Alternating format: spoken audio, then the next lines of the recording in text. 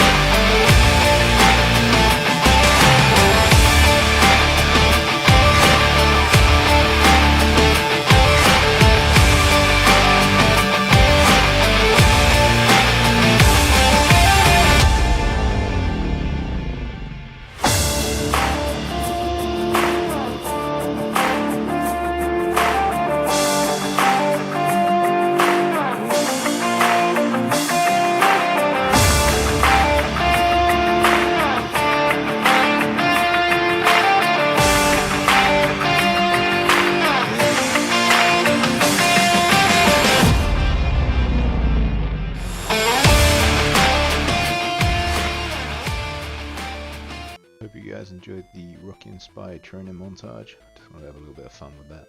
Thought it was a pretty cool cutscene. After this cutscene, we have to kill the golem, and that is going to be quest completed. So up next, I think we'll do Black Knight's Fortress. I am just trying to get as close to Dragon Slayer as possible. I'd like to do Dragon Slayer in the next episode.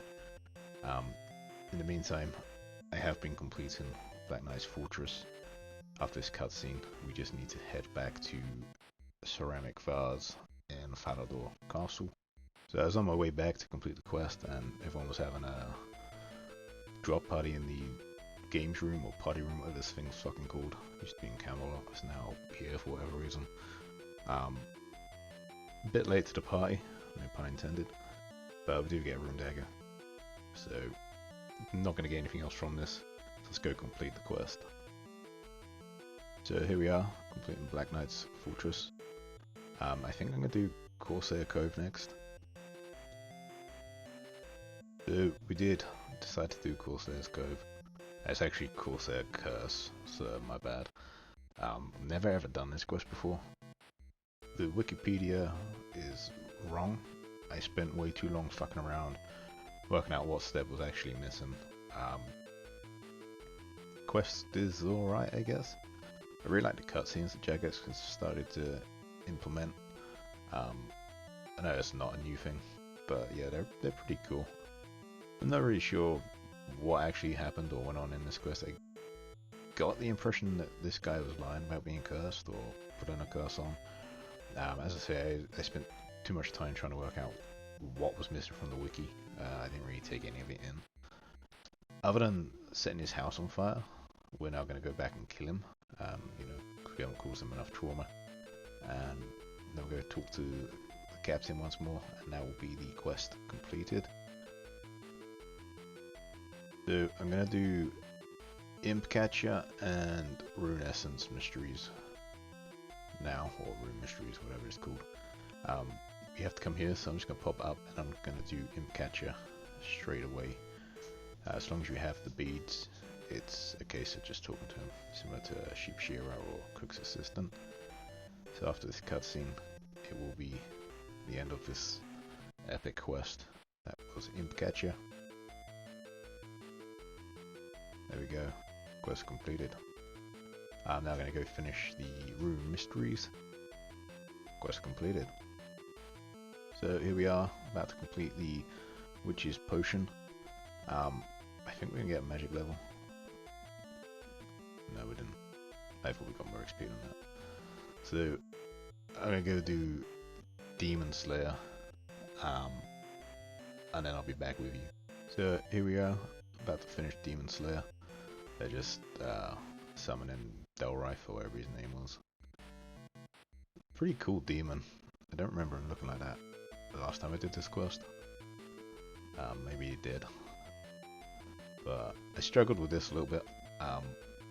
These wizards kept fucking me up, getting in the way. And I also didn't realize you had to use the silver light. I thought you could just use that as the finishing blow. Maybe I got that wrong. But yeah, quest completed. So that is going to be the episode. I'm going to AFK the rest of the day.